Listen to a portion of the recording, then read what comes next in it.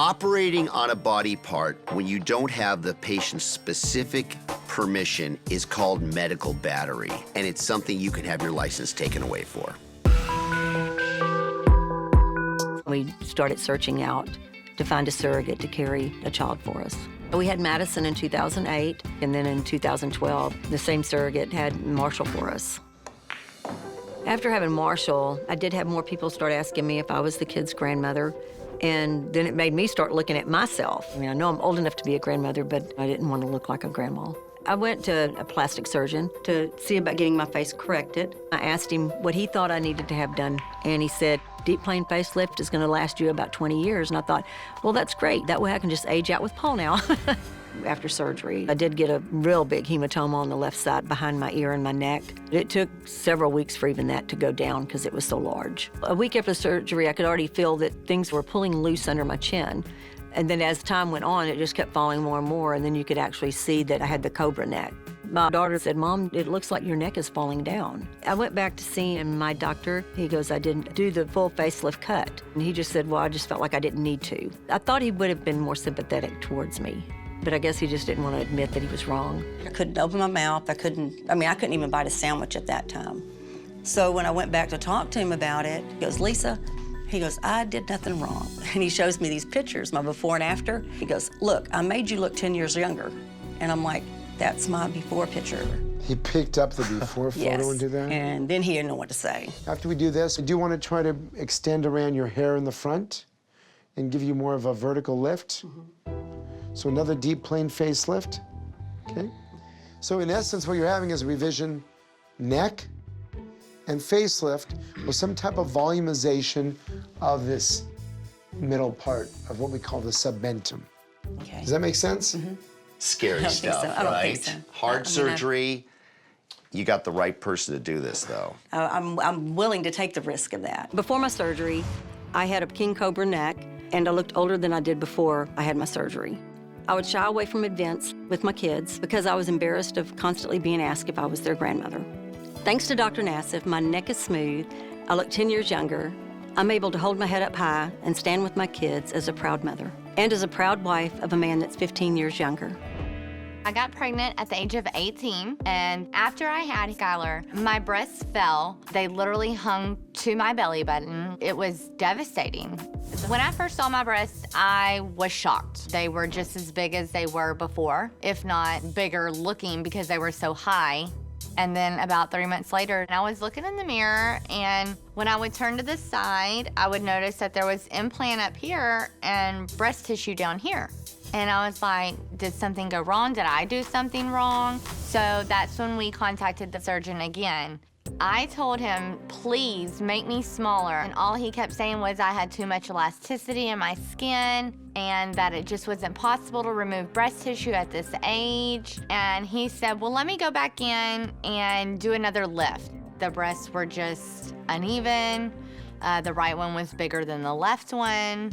So we went and saw him again for the third time, and my breasts looked the same. Here's the truth. I think your surgeon didn't really understand the fact that the implants are being shelved up and held up by the muscle. No matter how many times you try to lift up the breast tissue to meet them, it's not gonna work. it's not gonna work. Right. But you know what? If we downsize it too much, they're gonna be very pancakey, and then you've traded one problem I for don't want another. the pancake. Right? Whitney's problem is deceptively difficult because she has a certain basic width to her breast, which you can't alter. So if you go too small, she'll lose projection. Yeah. This is me, okay? That's what you want. You got it? So I'm hoping to make her small enough to achieve her goals, but large enough to have a good-looking breast. So I gotta do downsize the implant, pocket closure, release muscle, tighten the envelope. I mean, it's everything. Yeah. So I guess what we're looking for is for you to be on the same page in terms of the fact that we can't make them as small as you ideally might want to be. Right. I feel a little disappointed that I can't go as small as maybe I had in my head, but we have to do what's best for my size. No pancakes for this girl.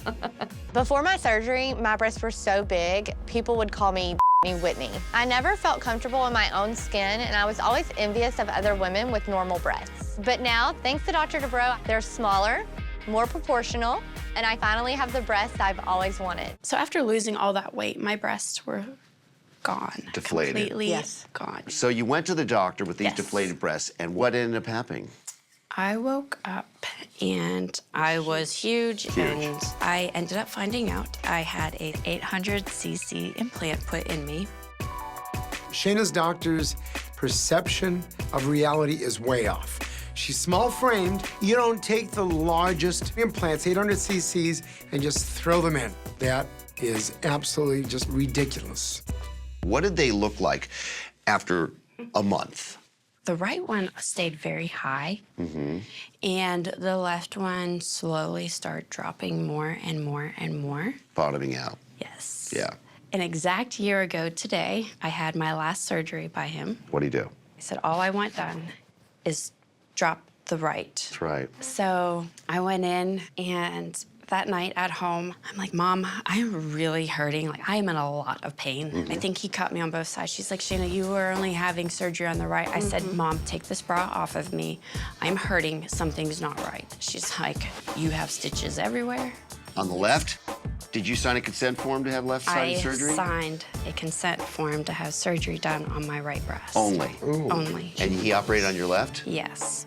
Operating on a body part when you don't have the patient's specific permission is called medical battery, and it's something you can have your license taken away for.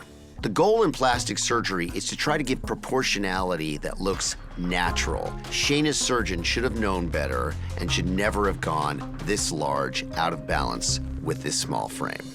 So you have like 8 major problems. Number 1, bilateral breast implant malposition, meaning they're in the wrong place. Number 2, double bubble right and little bit of a left. Number 3, very thin, soft tissue. Number 4, extreme breast asymmetry. Number 5, desire smaller breasts, which will then result in number 6, severe skin laxity once the breast implants are reduced. Number 7, breast scarring with dilated areola. And number 8, saline rippling. I knew I had some issues going on, obviously, but this is not good. Okay. Okay. What's the best way to do it? You need the pockets downsized and reinforced because it's never gonna hold. You need a lift and then replacement with, I would recommend silicone implants that are significantly smaller. Before my surgery, I had 2 oversized Southern Bells on my chest. They caused me so much pain that I had to wear a bra 24/7. And they were a constant reminder of the struggle with my eating disorders. But now, after my surgery with Dr. Dubrow, I have 2 proper and perky breasts that no longer hurt. I can walk out with my little strapless bra now and look good in my dress. And I can shower naked completely, and the girls can be free.